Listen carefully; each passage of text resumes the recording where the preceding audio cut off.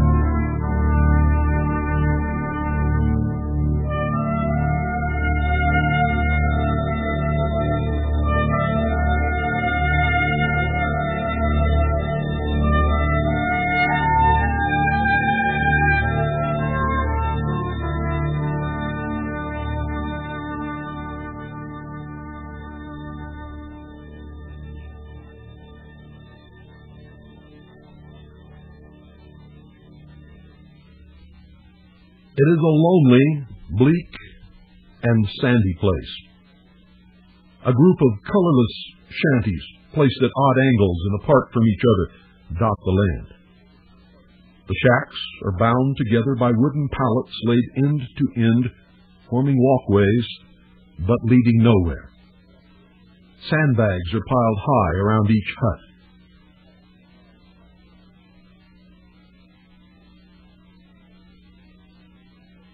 The boundary to the north is a river, and to the east is the sea. The south and west are bounded by concertina wire, barbed wire, and minefields. A concrete ramp slopes gently down and into the river. East of the ramp is a pier made up of ammy barges fastened together. The barges provide a resting place for 6 and 8 boats, which bob up and down with the barges as the surf rolls into the river mouth. West of the ramp are 2 additional piers. The first is longer and shelters 8 PBRs, Patrol Boat River. They are Mark I PBRs of Riv Div 543, and they bristle with weapons. Farther west, just inside the wire boundary, is a 75-foot tower, where unseen eyes watch expectantly in all directions from this lofty nest. At the foot of the tower is the last pier, alongside which are moored 5 LCPL Mark V patrol boats of the Dongha River Security Group, very old, dented, with bullet holes providing ventilation here and there. 1 new LCPL Mark 12 bobs gently, rolling against its mooring lines. The groan of mooring lines, the crashing surf, the haunting whisper of the cold sea breeze are the only sounds that one can hear. The sandbagged shanty nearest the PBR pier is the medical sick bay, where the ill and wounded are treated by 3 tired Navy corpsmen. And just to the south and underground is the command post. Radio antennas reach up from between sandbags, striving to touch the low-lying clouds. Directly east and 3 huts down the walkway is a sign nailed over the door of a hooch. It is black with a full moon in the center and a flying bat outlined against the moon. Under the emblem it reads, Dongha River Security Group, Night Fighters. 2 more huts to the east and on the other side of the boardwalk is another sign. It reads, River Division 543. It is a lonely outpost on the demilitarized zone between North and South Vietnam. The sole purpose of the camp is to support the patrol boats. The mission of the boats is to protect convoys of supply boats, LCUs bound for Dongha and Quang Tri, and to deny the enemy access to the river. Across the river on the north bank is a 3rd Marine Battalion recon camp. A few tents mark their position in the sand, bounded on the east by the South China Sea. West of the Marine camp is the village of My Loc. Vietnamese men, women, and children, numbering about 200, live in the impoverished wooden homes which form the bulk of this small village. Their loyalty is questionable at best. West of the village is an ARVN, South Vietnamese Army compound. They are poorly trained and normally retreat when confronted by the enemy. Essentially, they are useless. Farther west, about 1/4 mile, is the rubble of a French colonial city, and up from the ruins rise columns attesting the architecture of a forgotten time. No one knows when the city was destroyed. Its history has been lost in the turmoil and misery of war and exploitation. Immediately to the west of the ruins, a creek runs to the north. The mouth of this trickle of water is strung with row after row of concertina wire. The wire denies access to or from the creek by any boat or swimmer. The mouth of the creek is called Whiskey 2. On the south bank, across from Whiskey 2, is an old colonial home. It is the headquarters of Coastal Group 11. The force consists of 3 American Navy advisors, 43 men of the South Vietnamese Navy, and 7 junk patrol boats. Each man in the Vietnamese junk force has a tattoo on his chest. It reads, Sat Cong. The tattoo means, kill communists. These men are loyal, dependable, and vicious fighters. Their mission is to patrol the seacoast from the DMZ south to the Perfume River. The junk boats in their unit bear witness to the superstitious nature of the men. This is denoted by the eyes painted on the bow of each boat. The Vietnamese believe the eyes guide them and ward off harmful spirits. It is a common trait of the Vietnamese to belong to and practice several different religions at the same time. Since death is so near, they reason, it is best to belong to them all. If they practice only one, it may be the wrong one. In effect, they believe in covering all the bases. It is the monsoon season. The wind courses from the north and east, cursing this place with cold, rain, and low, black, ominous clouds. The light filtering through casts its drab finger on the land, striking shadows dead. It is a perpetual twilight that eats at the soul and spreads the specter of doom. Sand is everywhere. Sand is everywhere. Sand, sand, sand. It's in the cots. It's in your clothes. It's in the food. It's in the shacks. It's in the boats. It's everywhere. Gritty, irritating, coarse sand invades all. There is no escape from it. It is so much a part of life that if it disappeared, one would miss it dearly. The Takan River is dark and muddy. The current is strong, grabbing all things, eating away the banks and plants, and sweeps them down to the sea. The rain in the mountains swells the river beyond its limits, flooding low-lying areas. Sandbars lying just below the surface shift and change daily, like a mischievous child playing tag with the boats. The water is dangerous. Aside from the normal fish, it harbors sharks near the river mouth, and deadly water snakes permeate its entire length. It conceals mines planted by the North Vietnamese Army and the Viet Cong. To the Vietnamese, it provides food and travel from dawn until sundown when curfew begins. To us, it is a mysterious, evil monster to be confronted each night, night after night, night upon night, endlessly, without any break, every single night. The river is strategic to both sides. It is a natural barrier and an important supply route for Quang Tri and Don Ha. The river mouth is 3 miles south of the DMZ, which is the demilitarized zone. The DMZ is a stretch of land running east and west along the 17th parallel from the sea to the Laotian border. It is 5 miles wide and is the most desolate, devastated place on earth.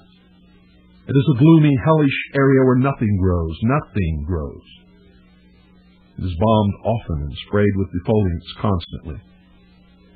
No man, no animal, no plant will ever be able to live or travel this killing ground safely.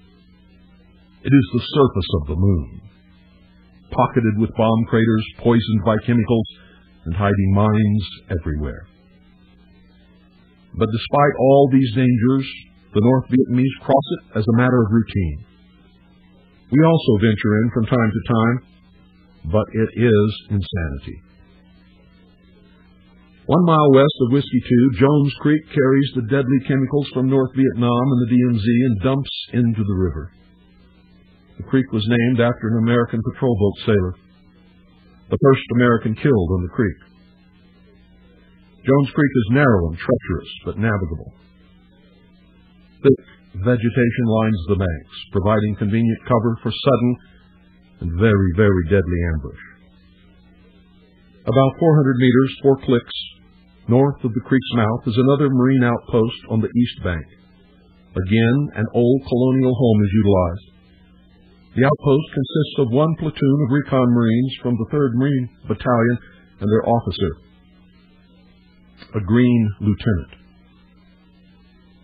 Jones Creek is also strategic, because it is a favorite infiltration route of the NVA and the Viet Cong. This creek, Jones Creek, strikes fear, cold, numbing fear into the hearts of those who patrol it. The enemy uses the creek frequently and has the upper hand. The NVA and VC can pick the spot of confrontation and make good preparations. The thick vegetation provides them with cover and can hide many things from the men on the boats. Because the creek is narrow, very narrow, ambush is deadly. Even though the enemy has the advantage, he fears the boats as much as the men on the boats fear the creek. The arch enemy of the men who patrol the Takan River is the NVA 125th Naval Sapper Regiment. It is a special unit trained and existing only to destroy the patrol boats and regain control of the river. 80% of all contact with the enemy on the Takhan River involves elements of the North Vietnamese Army's 125th Naval Sapper Regiment. The remaining 20% involve other units of NVA and BC forces whose mission is unknown. The headquarters of the NVA 125th Naval Sapper Regiment is on the coast of North Vietnam, about 15 miles north of the DNZ. The Takhan River is divided into 5 patrol areas. The first, called 1 Lima, begins at the river mouth and ends at Whiskey 2. The second, 2 Lima, begins at Whiskey 2 and ends at the New Channel. The New Channel is at the mouth of Jones Creek. It is a shortcut carved through an island. It is faster, enabling the boats to patrol the river more efficiently. 3 Lima is the adjacent patrol area running from the New Channel to Whiskey 1-3. It is the tip of a triangular island. A tributary of the river runs behind the island, joining Jones Creek. Whiskey 1-3 is the northwestern tip of the triangle. The island is covered with mounds. The mounds are graves, hundreds of graves.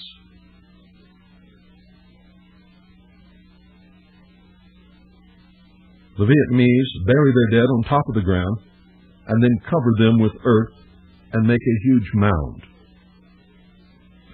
The island, beginning on the south bank of the New Channel, is also covered with graves. Some of these have monuments of stone built above or around them. Some of the graves are flat. They could be French Catholic burial places. In any event, it is a scary, haunted place where strange things happen. No word is ever spoken of it, but the men on the boats believe it is a bad place to die. 4 Lima's patrol area begins at Whiskey 1-3 and ends at Whiskey 9, where the river narrows. Whiskey 9 is a favorite ambush and fording spot for NVA and BC units infiltrating south. The north bank at the spot is rocky, covered with very large trees and thick vegetation. Whiskey 9 requires an alert crew and an extremely cautious attitude. From Whiskey 9 to the bridge at the city of Dong Ha is 5 Lima's patrol area. The patrol requires the same caution required of 4 Lima. There are 2 additional areas which are patrolled infrequently. The first is Jones Creek. The second is the river branch running from Whiskey 9 to Quang Tri City. It is known as the Quang Tri Cutoff. During the dry summer months, the cutoff is not navigable. The water level is too low for the draft of the boats. At the southwest bank, where the Quang Tri Cutoff begins, there's a small sampan city inhabited by boat people. They are born, live, fish, and die on their sampans. Some of them have never stood on solid ground in their entire life. When daylight fades and night comes suddenly upon the river, death begins to reap his harvest, ghastly stalking those who venture out. The cards are dealt. Each man has his hand. Some will win, some will lose, and some will break even. The fireworks begin. In the ghostly light of flares, the shadows dance. Red tracers light up the sky. In the distance, the brilliant light of 100 explosions flash as flying machines let go their lethal load. It is 1,000,000 4th of Julys, all in one night, every night. Charlie creeps out of hiding to confront the boats. Men are locked in mortal combat. It is darker than dark. The monsoon clouds smother all light from the heavens. Adrenaline flows, and the specter of fear looms in the hearts of men. The night passes slowly, oh, so very slowly, as if for eternity there would be no light, no warmth upon the earth. Men strain to see in the black void which envelops them. They listen intently for any warning which may save their life. The sounds of battle are everywhere, some near, some far, but everywhere. On this night, 2 Lima ventures into the New Channel, Red streaks of light suddenly cut the night. The whoosh of rockets are deafening.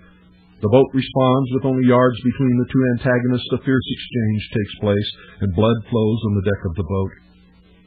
Blood runs upon the ground. The cries of the wounded rang upon the ear, and courage crumbles for some. As suddenly as it began, it is finished. The killing is done, and it is almost morning. Yet it seems as if morning will never come. The first thing that is noticed is the fog settling down to rest upon the earth. As the sun creeps over the horizon, a little light, very little, filters through, and the boats begin to work their way home. The men are weary and spent. Some are dazed. Some will sleep today, some will not. Some will awaken in a hospital, somewhere far away. Some will go home to their family in body bags.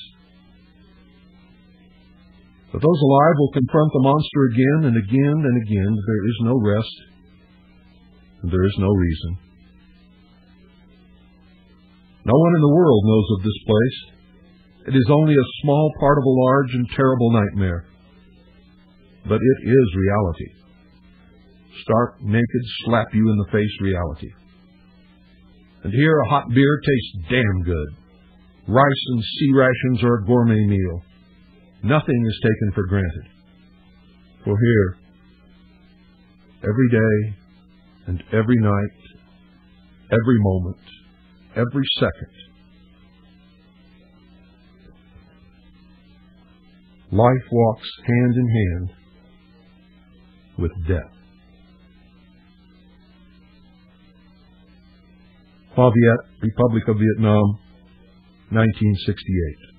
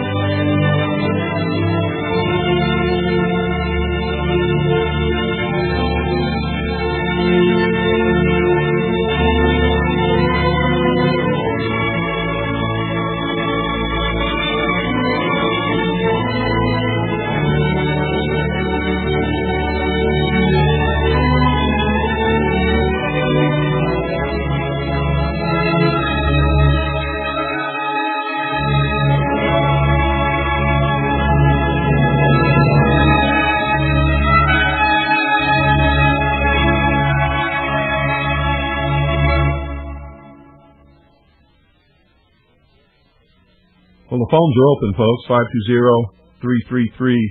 520-333-4578. If anybody out there recognized that place and was there, I sure would like to hear from you. But I bet in this whole world, there's just a handful of people who were ever there. And probably none are listening to this broadcast. 520-333-4578 is the number.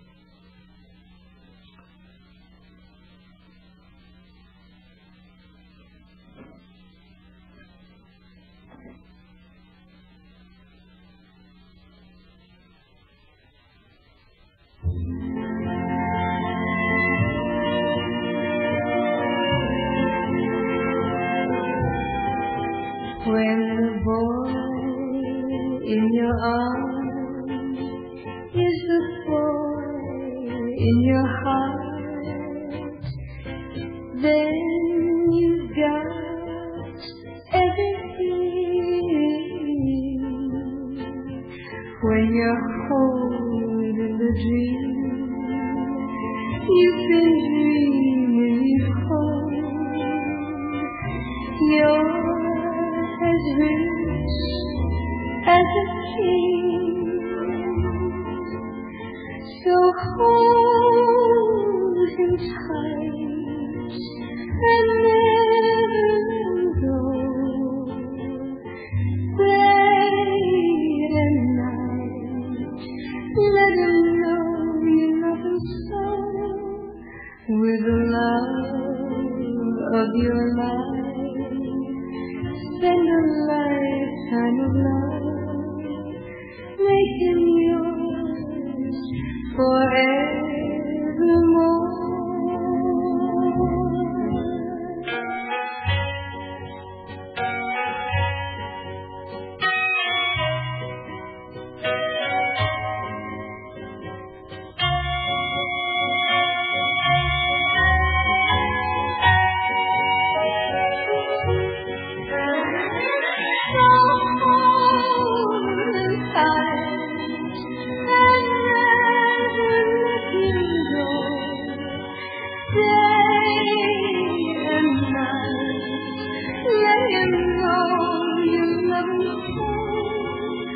With the love of your life, spend a lifetime of love. Make him yours forevermore.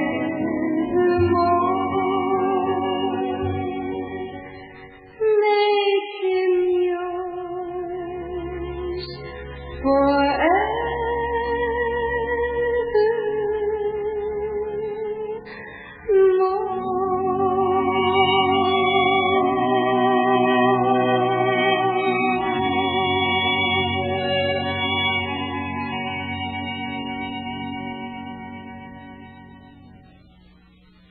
Well, no one is called. What I'd like to know is, were you able to see it? As you sat in your chair with your eyes closed, were you able to see what I was describing to you in what I was reading? Did it materialize out of the mist? Good evening, early. Whoops. Well, the phone was ringing, but they hung up, I guess. Too bad. Incidentally, the name of the music that I played right after reading that piece, the name of it is Quaviet River. So somebody's been there besides me. Good evening, you're on the air. Hi, Bill. Spencer, Kansas City, Missouri. Hi, Spence. How you doing? I'm doing pretty good. That was quite the bit of writing. Whoever did that, whoever wrote that. Did you like it? Yeah, in a way, it's kind of horrible. At the same time, it was just mesmerizing. Yeah. Were you able to see it? Yeah, actually it was, especially the beach part with the craters and it looking like the moon, and it just I was kind of eerie, to tell you the truth. Well, let me tell you where the music came from. Did you ever see Born on the 4th of July? The Tom Cruise, no, I never did. Well, the Born on the 4th of July is about a man who was wounded at Whiskey 9 on the Quaviet River and became a paraplegic, or quadriplegic, I guess it was. Was it paraplegic or quadriplegic? I forget which. He had the use of his arms, I think. Okay. That battle took place at Whiskey 9 on the river, and you don't see it in the movie, but it was the boats, the patrol boats, that brought those Marines out of there alive. And he was one of the men who I brought out on my boat. You're kidding. No, I'm not kidding at all. That's why you hear that music a lot on this broadcast. You know, I didn't even know that was a true story in the movie. It's a true story, yes it is. And the name of that selection that followed my reading was Quaviet River. Who wrote it? Did he write it? No, I wrote it. Well, hats off. I wrote it years and years and years ago. And the name of that selection that followed my reading was Quaviet River. Who wrote it? Did he write it? No, I wrote it. Well, hats off. I wrote it years and years and years ago. In fact, I wrote a whole book about the river. That is not even a part of the book. That's what you call an atmospheric treatise.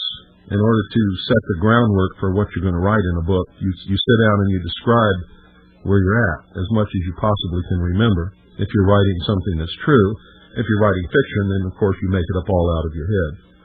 But what I read to you is true. 100% true. The movie Born on the 4th of July is true. You don't see the river in the movie, and you don't see the boats. I don't know why they did it that way, but they did. And he was a part of the 3rd Marine Recon Battalion, which worked very closely with us. I had a Marine Recon team assigned to my boat every night. And I would take them upriver to my patrol area, and I would insert them somewhere, and then they would be under my command for the night. And usually, so they wouldn't get hurt, I would not ever use them as an ambush, but as a listening post. That's stuff I never once heard about you, except I knew where you were during the war. But I never would have. You know, that didn't sound like you. The writing, it didn't sound like anything you'd done on your show. No, it's not like anything I've ever done on my show. At the time I wrote it, oh God, I can't even remember when I wrote it. It was many, many years ago. I can tell you that. And Doyle actually going through our storage lockers. I asked him to, look for a manuscript. If you ever see anything that looks like a manuscript, get it and bring it back to me. So he found it. And he brought it back to me after all those years. And, for a year, I hadn't been able to talk about it. And I want to eventually finish the book and polish it and have it published. Because I think people need to know what it was like, the war on the river. There aren't too many books about the war on the river, Not that I've ever read. On any of the rivers, as a matter of fact. What do you mean for a year you haven't been able to talk about it? No, I haven't been able to talk about it very much for most of my life. But I'm talking about since Doyle brought the manuscript from the storage locker. In fact, when he handed it to me, emotion swelled up in my chest and his tears started pouring out. Ask Doyle about it.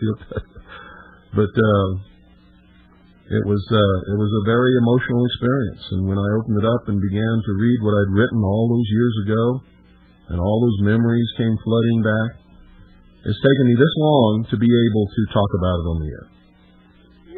You know, Bill, that I've never been in the military, and I've certainly never seen an armed conflict, and it just brings to mind a lot of the boys out there playing and doing their supposed militia duty, and we don't really have any idea what we're kind of playing around with, do we? Well, somebody needs to learn that, really.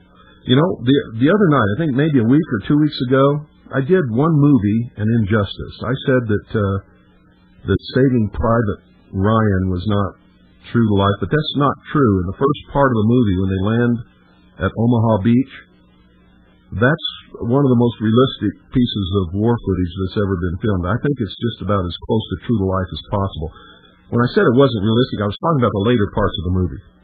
When they send all these men out to save one man, and they all get killed in the process, and that's supposed to be something noble, you don't do that. You don't kill 20 men to save one man. You kill 20 men to save 1,000 men, is the way it really works in war. So that part of the movie was liberal nonsense, Steven Spielberg bullshit, is what it was, really. But the first part, that first 30 minutes. That first 30 minutes or however many minutes it was of the actual landings on Omaha Beach are absolutely true to life. And if you want to know what it's like to try to take a heavily fortified beachhead, there's a saying in the Navy, and I don't know if the Marines have this saying or not, but in the Navy we have this saying that the first wave of Marines that hit a beach are the shelter for the second wave to hide behind. You know what I'm saying? I hear you loud and clear. They're dead. The first wave is dead. If 1 out of 100 survives, he's lucky. When the landing craft opened up their front doors, and all I could think of was hamburgers. Those 50 caliber rounds just tore into those. Well, that's exactly what Omaha Beach was like. If you want to see a little bit of what it was like on the river, get Apocalypse Now, but forget about the whole movie.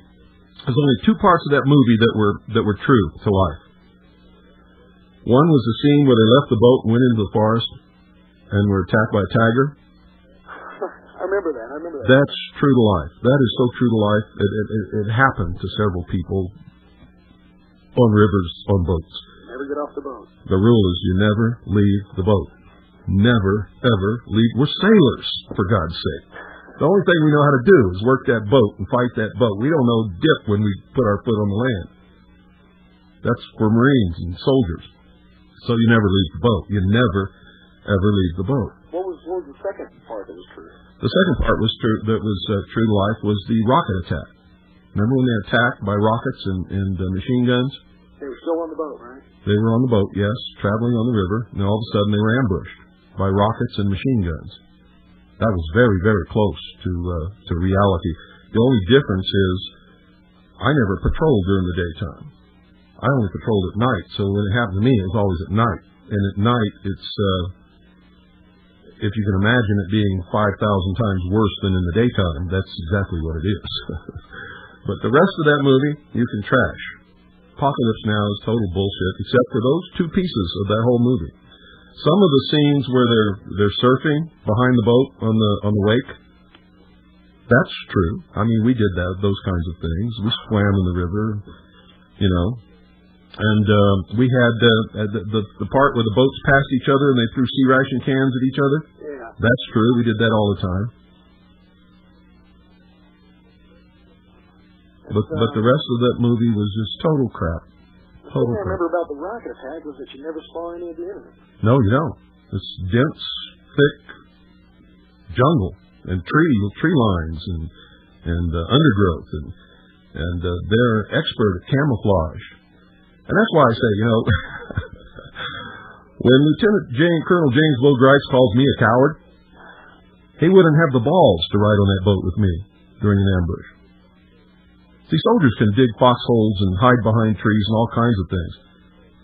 Fighting on the deck of a boat on a river where you have nothing to hide behind is a whole different story. Whole different thing altogether. The 2 things that come to my mind are, number 1, your life hasn't changed a bit. You're still a big target floating out there with people throwing rockets at you. Well, I got used to it. It wasn't just people. Monkeys used to throw rocks at us, too. And the second thing I was wondering was, why didn't you whip Bo Gritz's ass out there in Nevada that time? When you it wasn't Nevada. It was up in Utah. Excuse me. Sorry. I didn't have to. He destroyed himself right in front of the crowd. He just absolutely destroyed himself and then slunk off with his tail between his legs. It was a pitiful sight to see. You don't hear much from that guy on a regular basis. No. He's, I think he's got a radio show somewhere. But... Yeah.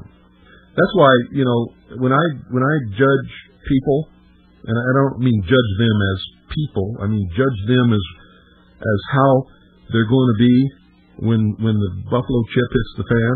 I just ask myself, would I take that person up the river with me? If the answer is no, I don't want him near me when the fighting starts. If the answer is yes, then those are the people I want around me. Sounds like a small circle. Well, it is a small circle. I took our commanding officer up the river one night on patrol. He wanted to go. He'd never been on patrol before.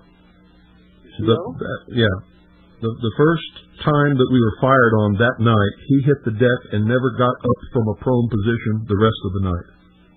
And I spent the rest of the night chewing his ass out because he did it in front of my men. Amen. And my men had to stand up and fight the boat. And I was disgusted with that. But he never rode my boat again. That's one good thing about the Navy. If you're the captain of a boat, you're God. And nobody can tell you. Unless you're relieved of command, nobody can tell you who can get on your boat or how you work your boat or anything. It's your boat. Sounds like a courtroom.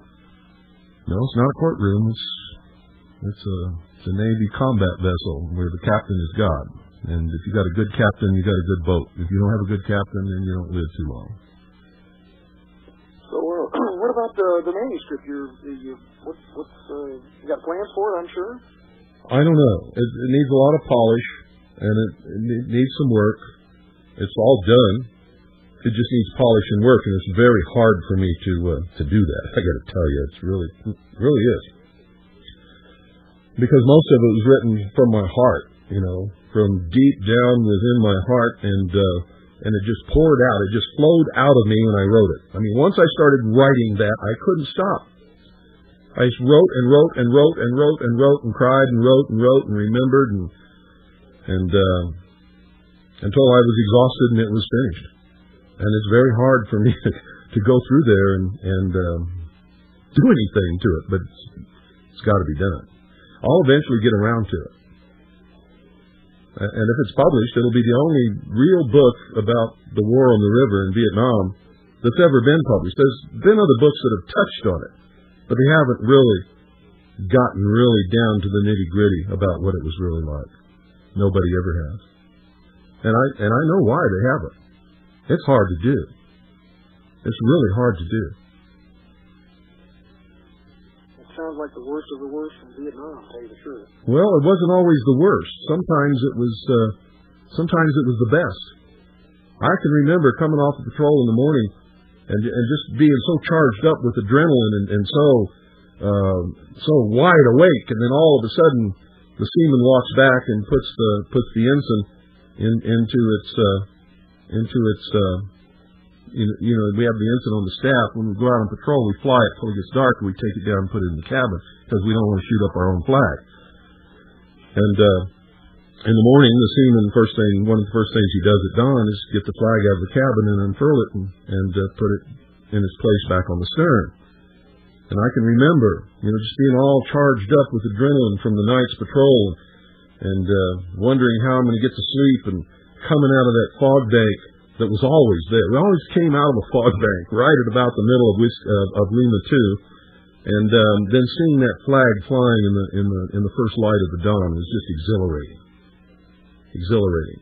And a beer never tasted so good. I can drink a beer now; it's nothing. When I drank a beer there, it was like nectar from the gods, and it was hot beer to boot.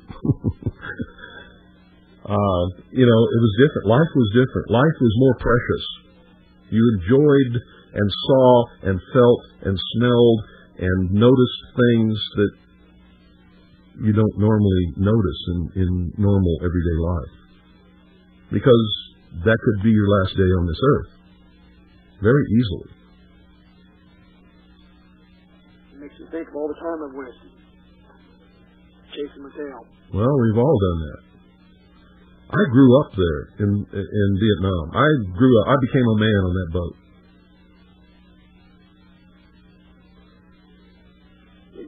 You never saw any land action actually in Vietnam then?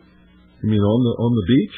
Well, not necessarily, but based on your beach. I mean, your patrol was never farther from the deck of your boat, was it?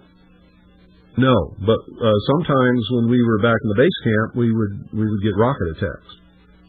In fact, some guys got wounded diving into shelters. They would jump in, and somebody not thinking of how people get into a shelter during a rocket attack, they would put this big giant 4x4 pole right in the center of the doorway, and guys would jump in there and crack their head wide open on this pole. Another guy, a good friend of mine, his name was Laporte. He was a boat captain, and a brilliant boat captain. I wish he hadn't gotten wounded in the way he did and had to go back, but we were playing football on the beach. And he got tackled and fell into the sand, and there was a piece of a mortar round buried in the sand that just, it was sharp and jagged and went right into his side and his stomach. And so he was gone. That was a mortar that killed twice. He wasn't dead. I mean, it hit twice, I should say. But it killed Laporte. No, it didn't kill him. Oh. He was seriously wounded, very seriously wounded. In fact, he went out to the hospital ship. I forget the name of the hospital ship. Right off the coast, there was a hospital ship all the time. I think it was the Repose. I think the name of the hospital ship was the Repose. He went to the Repose and then he went home. Do you remember what it was like when your first day, when you first got there? Oh, are you kidding? I was scared to death. I was petrified. Well, the first day I got into Vietnam, I wasn't scared. I wasn't petrified. I didn't get petrified until I realized, what the hell was really going on and what I was supposed to do. And they sent me out to a place called Camp Carter. I was attached to Naval Security and Intelligence. They sent me out to the headquarters for Naval Intelligence in I Corps, which was Camp Carter. And I went in to see the commanding officer, and he told me that I was going to be a patrol boat captain. I said, "Oh, really?" And he said, "Yes." And I was thrilled. I thought, "Wow, this is great. I'm going to be a patrol. I'm going to have my own command. I'm a second-class petty officer, and I'm going to have a combat command." I wasn't thinking. And then I went back and went to the barracks in Da Nang at Camp Tinshaw and was assigned a bunk. And then I went down to the headquarters for Harbor Patrol and was told to go out to 3 brand new boats that had just been unloaded from the ship that were at anchor. And I was told to pick the one I wanted and then pick a crew. I got to handpick my crew. I mean, how many people get to do that?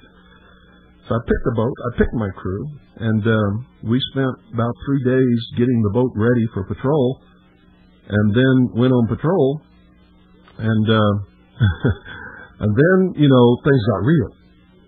Things got real, and I got scared. And here's 4 guys depending on me to keep them alive and tell them what to do, and I'm supposed to tell them the right thing to do, and I didn't know dip from doodah. That was pretty scary, I got to tell you. And you're how old?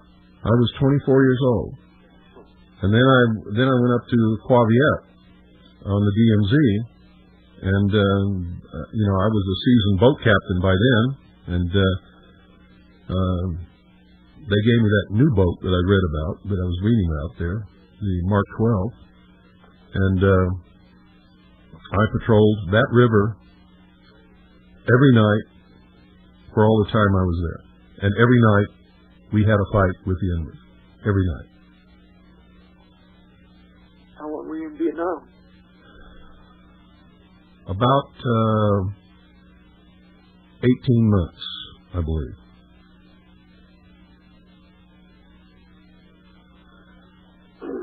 And there's just not too many folks out there with common ground with you on this one, Bill.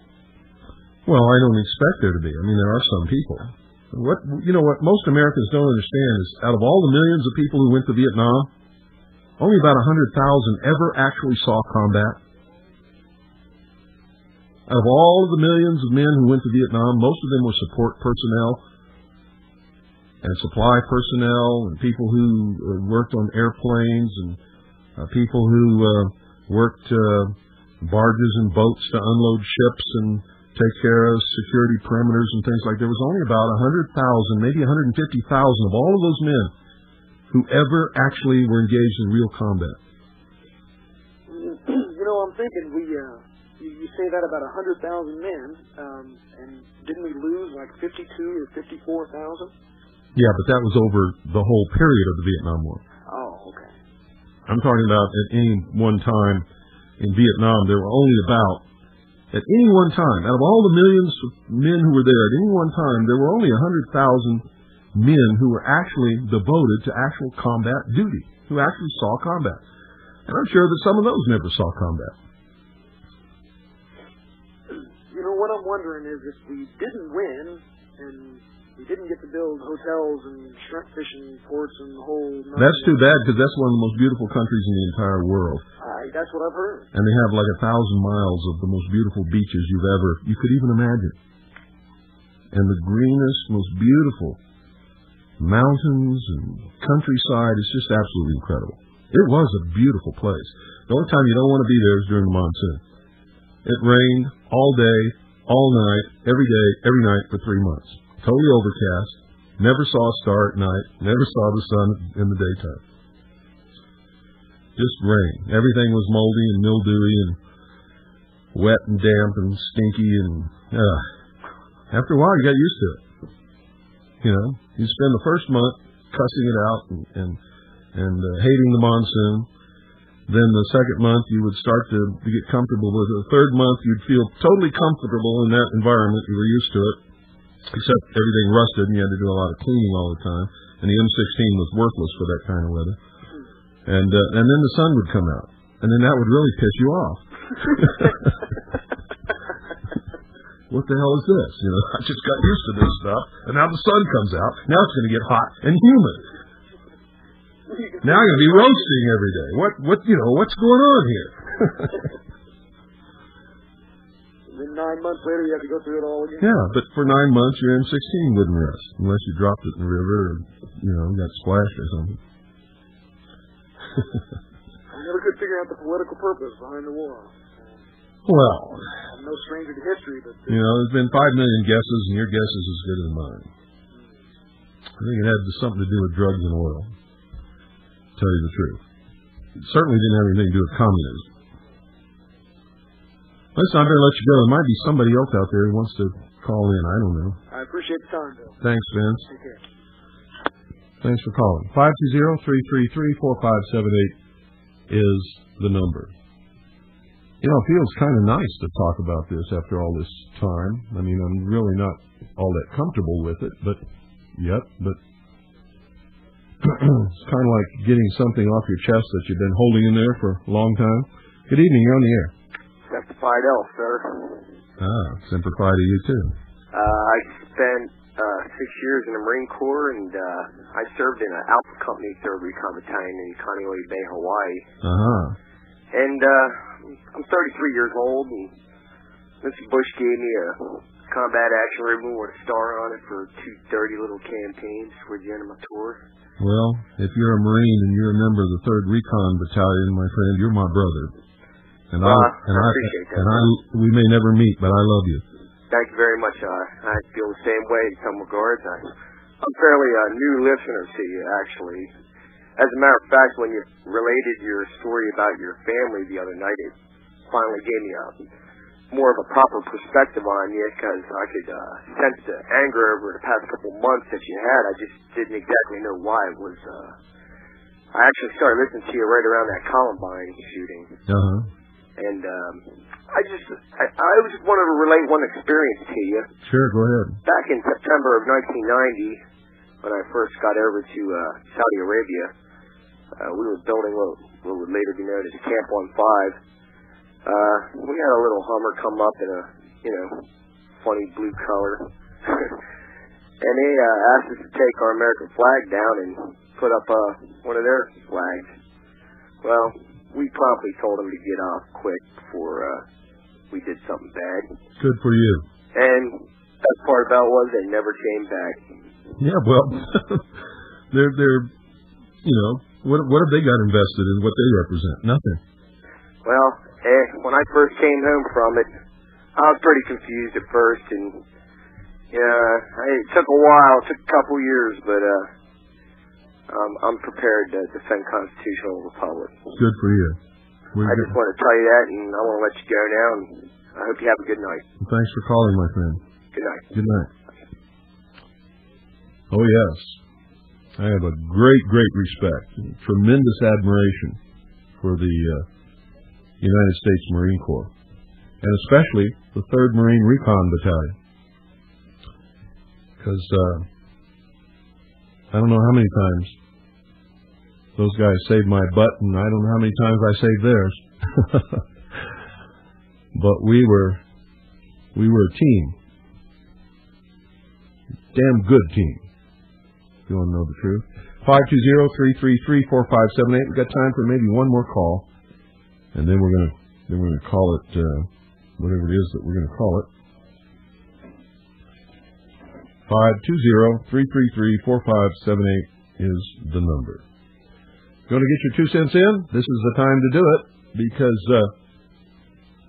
that's all the time we have left. Time for one call, and then we're out of here. We're going to shuffle off to wherever we're going to shuffle off to. One of these nights, if I get up the courage, I might read you a chapter from the book I wrote.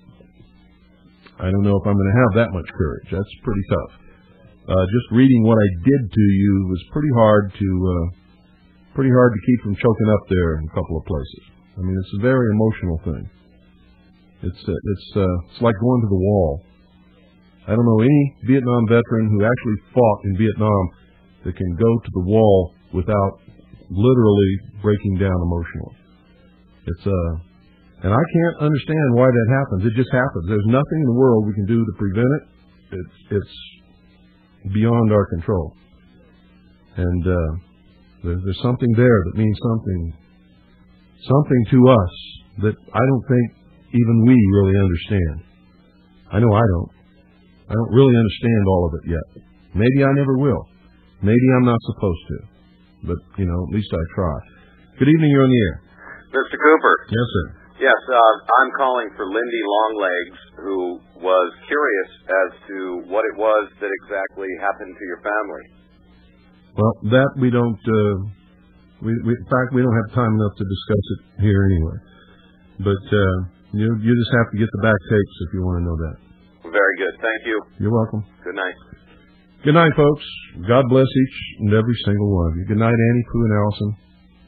I love you.